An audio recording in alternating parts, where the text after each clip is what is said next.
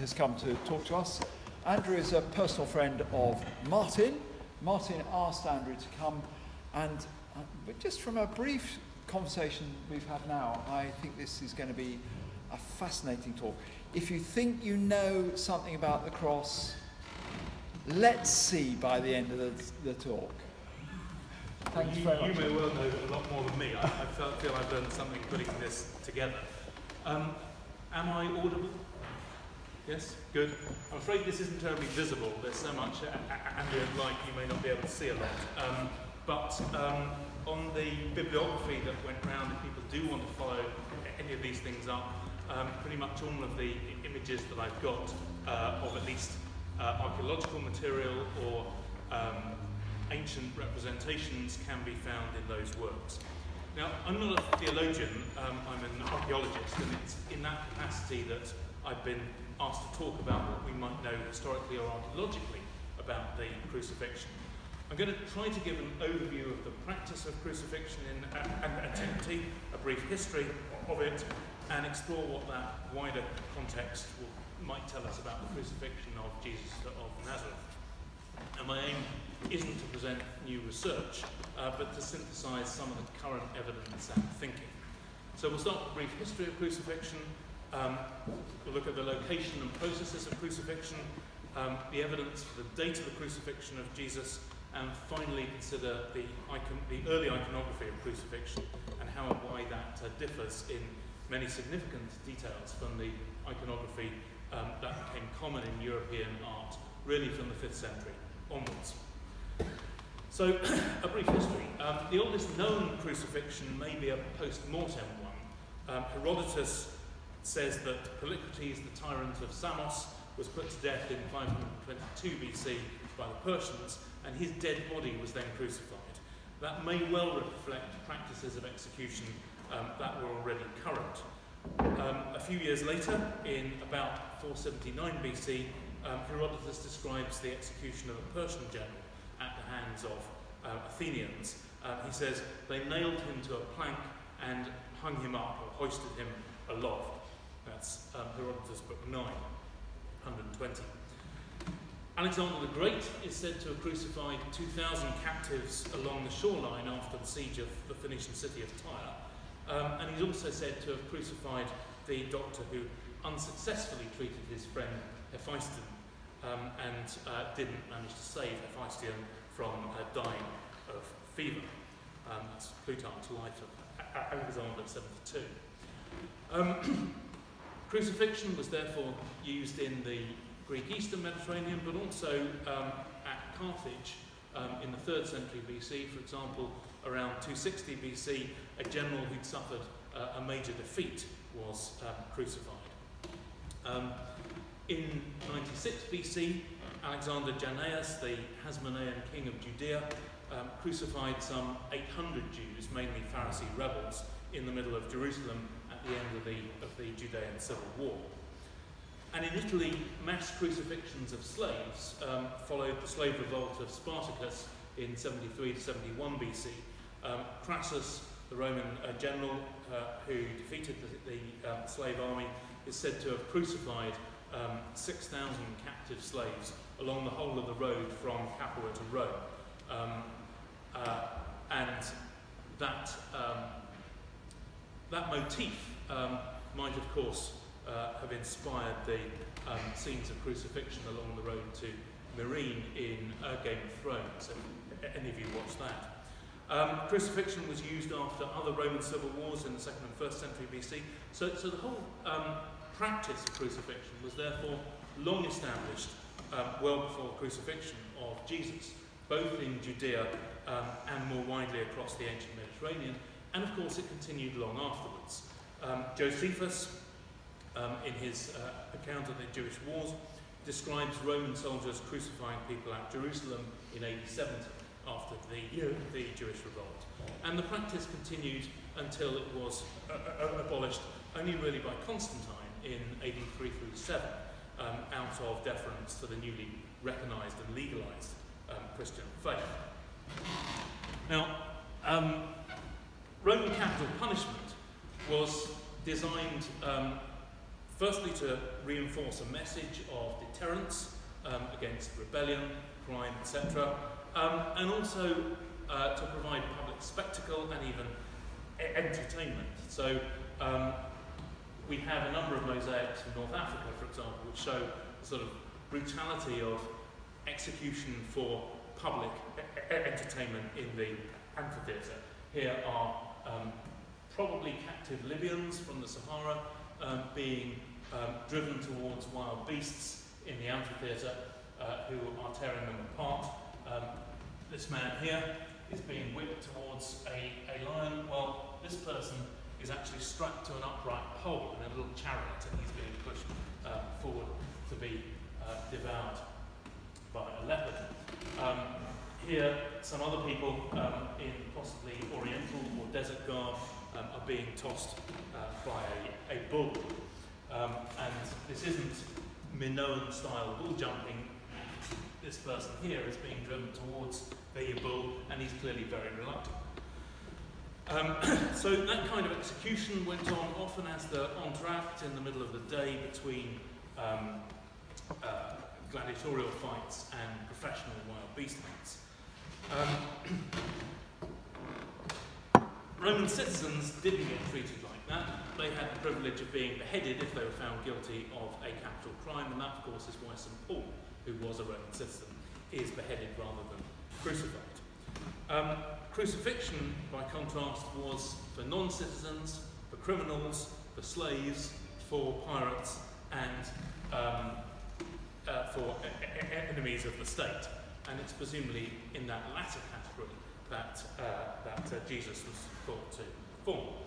It was a long, drawn-out process, excruciatingly, literally, that's where the word comes from the word for cross, painful, and it involved complete humiliation. The victim was stripped naked, none of these loincloths that you see in later art, and either tied or nailed to the crossbar, which was fixed to an upright beam to which the feet were then nailed.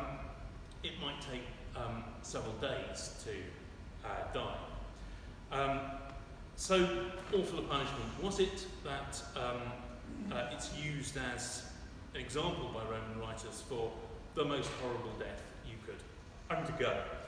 Cicero in the mid-1st century BC in the trial of Verres, the corrupt governor of Sicily,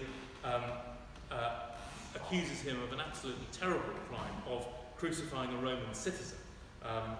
And Cicero said it's a crime to bind a Roman citizen, to scourge him as a wickedness, to put him to death is almost parricide. What shall I say of crucifying him?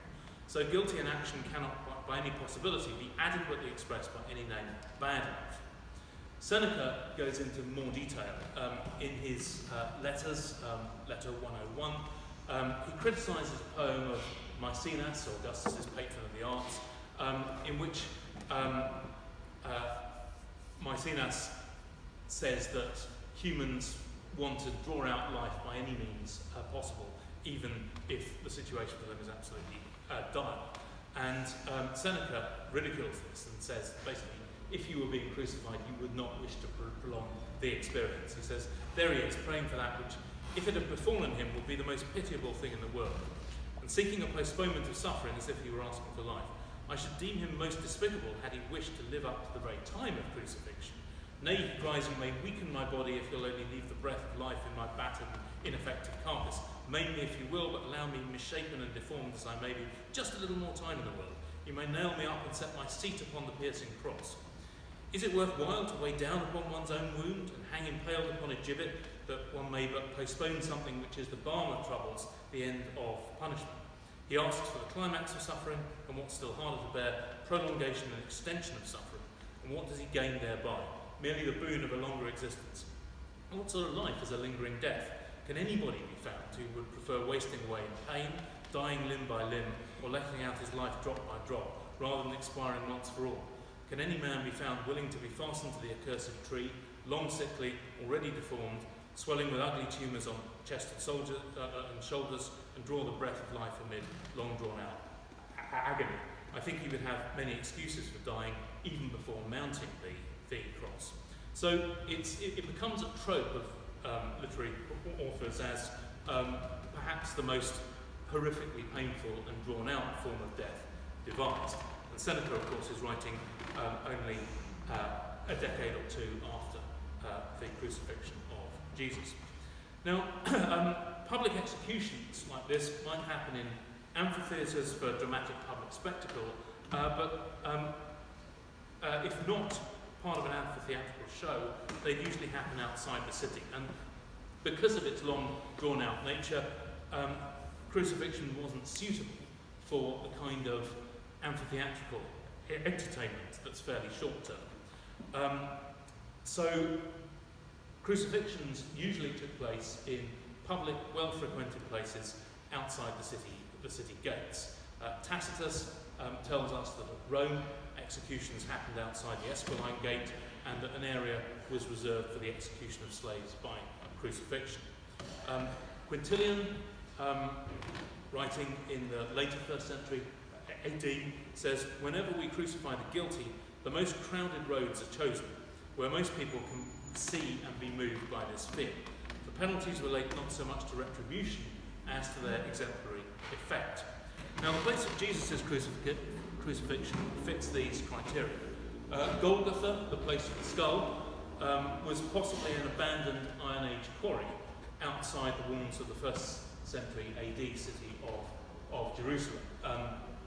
Joan Taylor, whose reconstruction you see here, proposes that it lay outside the Genaf Gate.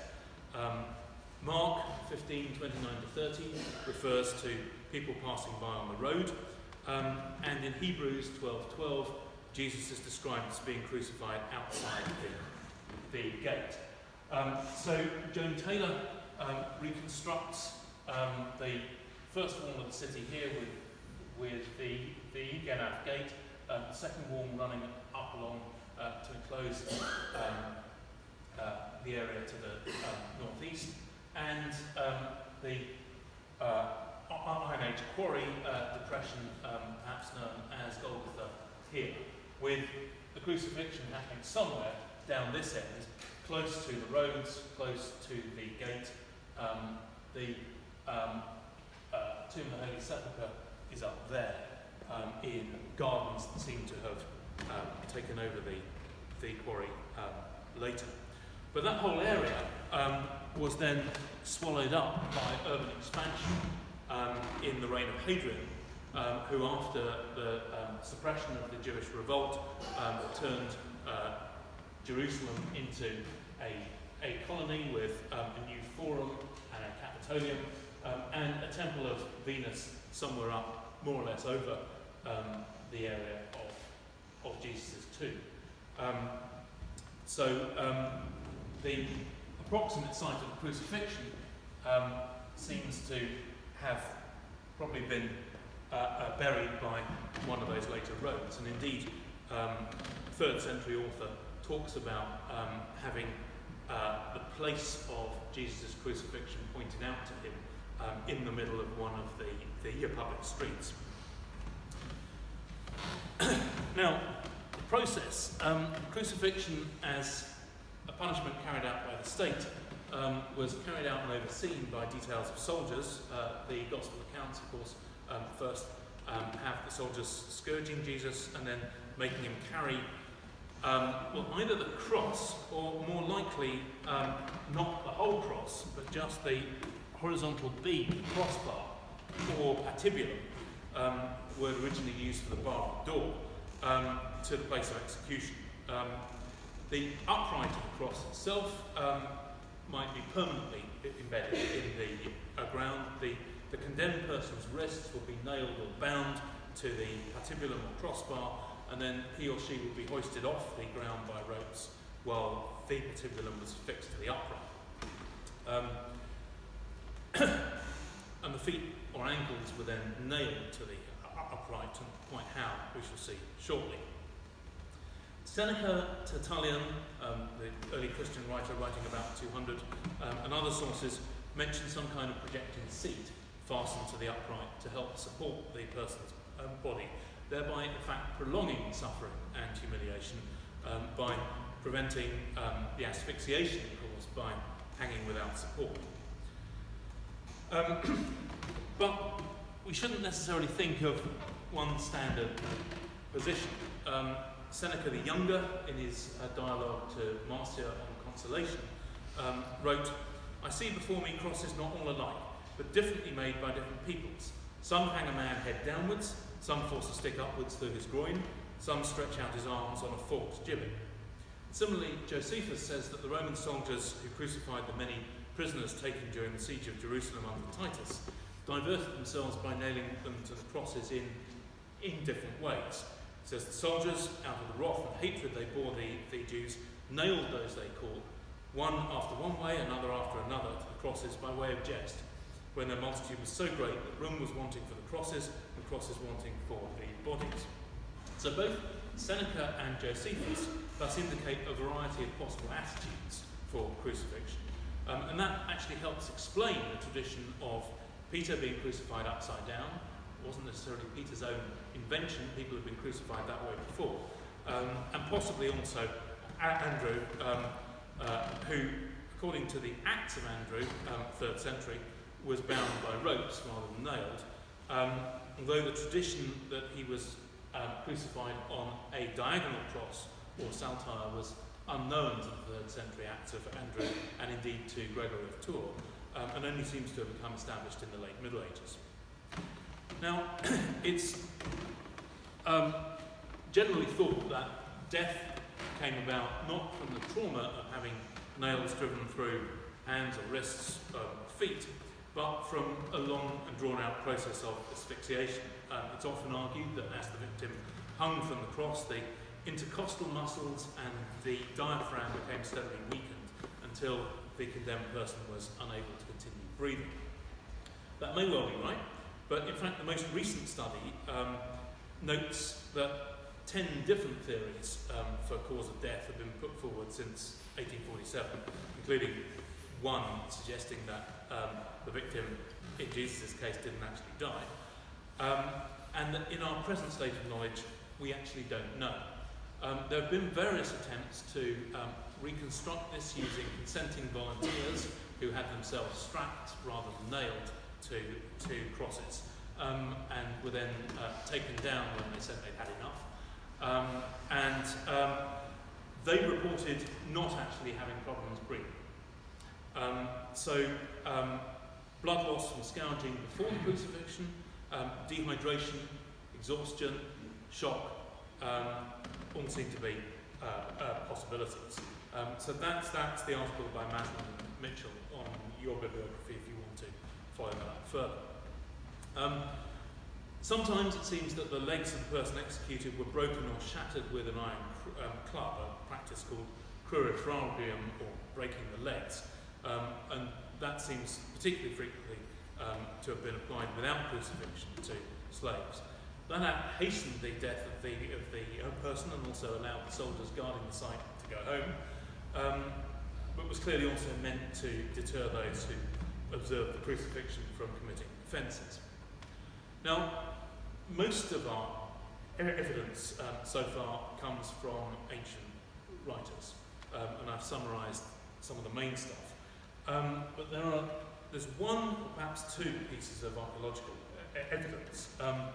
The fairly certain one is the discovery in 1968 at Kivat al-Mifda in Jerusalem of a 1st century AD tomb containing a number of ossuaries, chests with bones, in one of which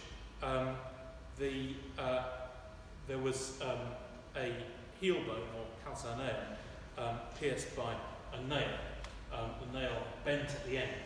So you see a drawing of it at the top and some photographs from the 1970 publication.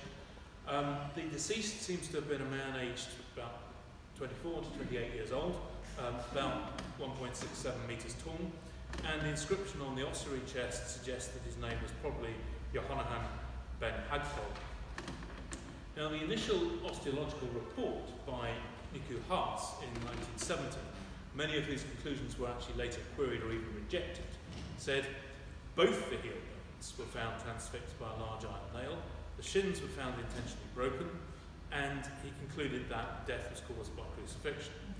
Now, his study unfortunately had to be performed in some haste, as the religious authorities required ritual reburial within a very short time period, and ill health later prevented him from developing his study. Haas thought that both heel bones were pierced by a large iron nail, 17 to 18 centimetres long, and that there was pistacia or acacia wood beneath the head of the nail here, and fragments of olive wood adhering to the tip. That would indicate he thought that both heels were nailed together with a wooden plaque of pistacia or acacia wood placed against them before the nail was driven through. And the remnants of the olive wood on the tip of the nail would appear to have suggested that the upright of the cross was therefore olive wood, which would be odd since olive trees don't really yield long straight timbers. Now, certainly the right heel bone was against the plaque of wood below the head of the nail. The wrist bones of both arms were found undamaged, but a scratch on the distal third of the right radius, so the indentation here would have been somewhere about there, Haas thought might have been caused by damage from a nail being driven through the forearm between the medial bones. Certainly that would be a part of the arm which would be better at carrying the suspended person's weight than trying to put the nail through the palm. Because the shin bones, tibiae, were fractured in several places, he thought the shins had been broken to administer the coup de grace, and he thought that both of these bones from the same leg were shattered with a single blow that went at the angle you can see there. In 1985, however, Joseph Zayas and Eliezer Sekeles re-examined the bones and made a number of corrections to Haas's original interpretations. First of all, there weren't two heel bones, there was only one, the right heel bone, pierced by the nail.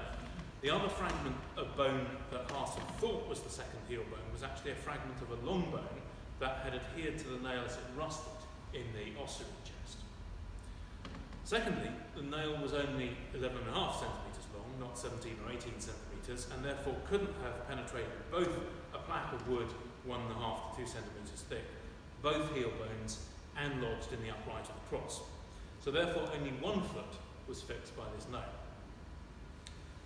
The wood identifications turned out to have been wrong as well. The plaque of wood beneath the head of the nail was of olive wood, not of acacia or pistacia, and its purpose was presumably to prevent the condemned person pulling his foot free of the nail. It served effectively to enlarge the head of the nail.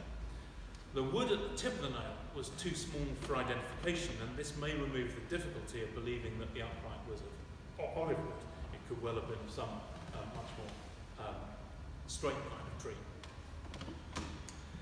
Zayas and Sekeles also didn't believe the evidence for breaking the legs was convincing, and they thought that these breaks had occurred after death.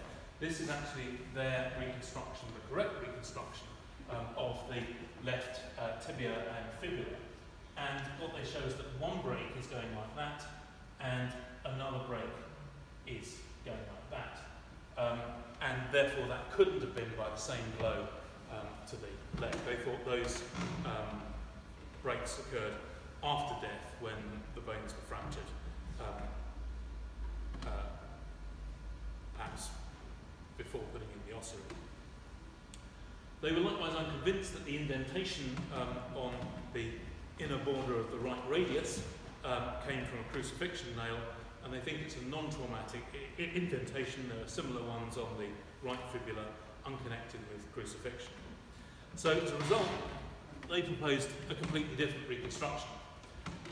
Instead of having both feet nailed to the cross by a single nail, they proposed that the logical reconstruction of a nail entering the right heel from the side implies that the condemned man had his feet nailed through the heels to the sides of the upright of the cross. They interpret the absence of damage to the wrists as indirect evidence that the wrists were tied and not nailed to the crossbar. We'll return to that point shortly.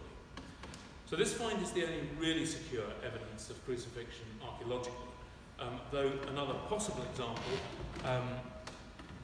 with a hole in the heel bone was found at Gavello, fairly near Venice in the Po Valley, and published last year. So this might be another crucified victim from Italy, but it's not certain in this case that the hole was made by a nail. So that's pretty much the full sum of the archaeological evidence for how people were crucified. We'll come shortly to the iconography. But before we do that, a brief excursus on the precise date.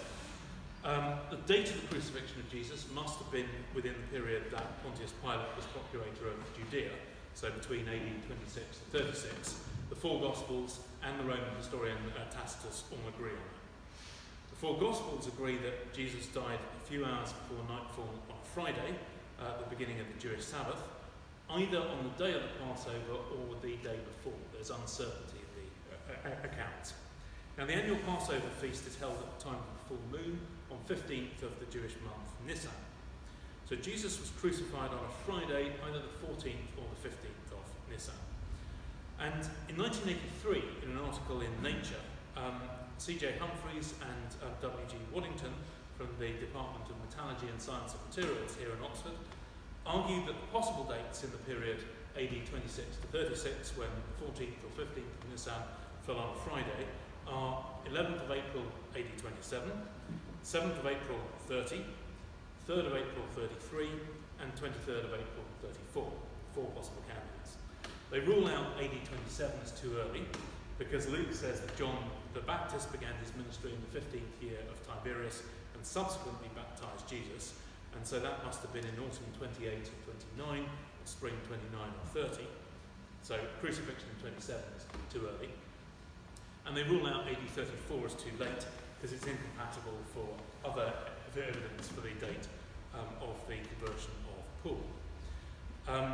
And they then go on to say, quote, having eliminated AD 27 and AD 34, we note from table 2 that the crucifixion must have occurred on 14th of Nisan, so that's the day before the Passover rather than the Passover feast itself, and that the interpretation of the Last Supper as a Passover meal held at the official time cannot be correct.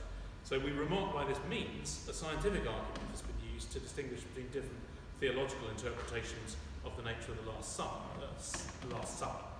We've also shown that the crucifixion occurred on the 14th, not 15th of Nisan, so that Jesus died at the same time as the Passover lambs were slain.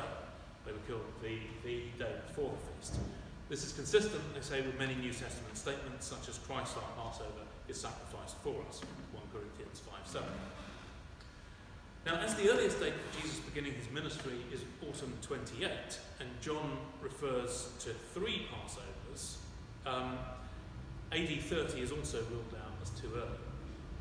So the remaining date, the last date standing, is Friday the 3rd of April, AD 33. And it's also consistent with the evidence for a lunar eclipse. The Synoptic Gospels refer to the sun being darkened from the 6th to the 9th hour, and in Acts 2:14 to 21, Peter quotes the words of the prophet Joel, the sun will be turned to darkness and the moon to blood before that great and glorious day of the Lord shall come. And he's quoting these with reference to things which he and his audience believe have recently come to pass. So that points to a lunar eclipse. The darkening of the sun could be caused by a Hamsine dust storm bringing Saharan dust from the south, but the blood red moon is explained by Humphreys and Waddington as a lunar eclipse. They say even though the moon is geometrically in the Earth's shadow, sunlight still reaches it by refraction in the Earth's atmosphere and is reddened by having traversed a long path through the atmosphere where scattering preferentially removes the blue end of the spectrum. Now, the only lunar eclipse within the period between 26 and 36 that was visible from Jerusalem and occurred at Passover time is an eclipse which occurred on Friday the 3rd of April, AD 33, the date they've already deduced independently for the crucifixion. It was visible from Jerusalem from moonrise that evening. So, Friday the 3rd of April, AD 33 does seem to be consistent with the historical accounts on two counts, the eclipse and the possible dates of a Friday on 14th and 15th of Nisan. And those two pieces of evidence cohere. So they at least give some confidence in the overall timing. Finally, I'll turn to iconography. The earliest known representation of a crucifixion scene is apparently a graffito from the servants' quarters of the imperial palace on the Palatine in Rome, usually dated to the 3rd century AD. You can see it in the Palatine Museum. Shows a donkey-headed figure on a cross being worshipped by a figure to the side with the text Alexamenos sebete Theo. Alexamenos worships God. This refers to a tradition known to Tertullian and to Justin Martyr that pagans thought that early Christians worshipped a donkey-headed figure. Here the figure is hanging from the patibulum, so the wrists would appear to be suspended, perhaps tied. And there's also, this is something we see in a bit later iconography, a foot bar on which the feet rest. That isn't mentioned by any of the texts. Now the first actually Christian, as opposed to mocking pagan representations of crucifixion, seem to come not from public art, but from private gems and finger rings.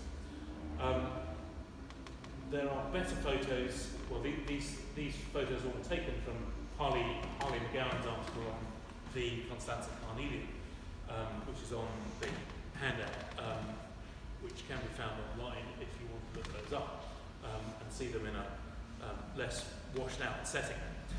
At the top, we've got the front and the back of a magical gem carved in a bloodstone.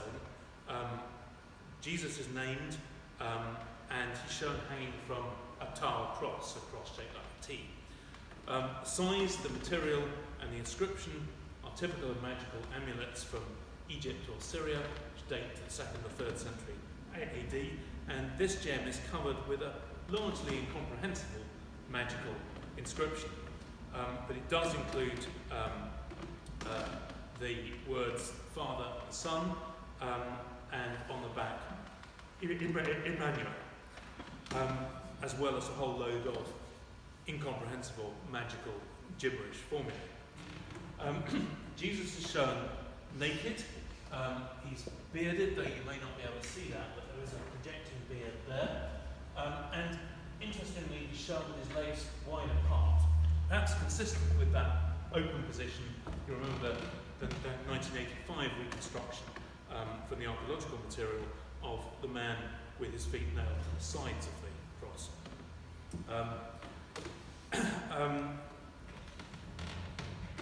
Actual Christian, well, more thoroughly Christian things. I mean, the magical gem may well have been Christian, but it was a Christian who believed in various kinds of more pagan style magic as well, it seems.